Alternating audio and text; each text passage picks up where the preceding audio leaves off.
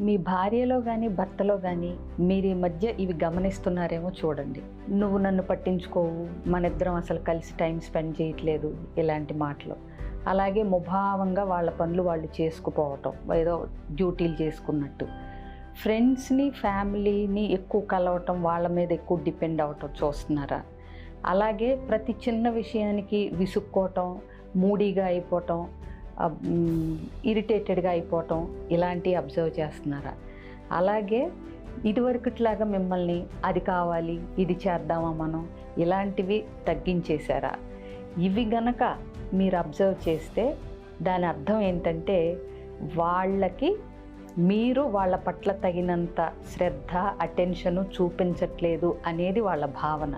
కాబట్టి ఇలాంటి లక్షణాలు గమనిస్తుంటే కనుక వెంటనే వాళ్ళని కూర్చోబెట్టి వాళ్ళకు కొంచెం అటెన్షన్ ఇచ్చి వాళ్ళని బుజ్జగించి మీ దారిలోకి తెచ్చుకోండి. ఇలాంటివి మీరు అబ్జర్వ్ చేస్తే కామెంట్ చేయండి. ఇంకోటి, ఇలాంటివి మీరు మళ్ళీ మళ్ళీ చూడాలంటే వీడియోస్ ఫాలో అయితే తప్పకుండా చూడగలుగుతారు. Thank you.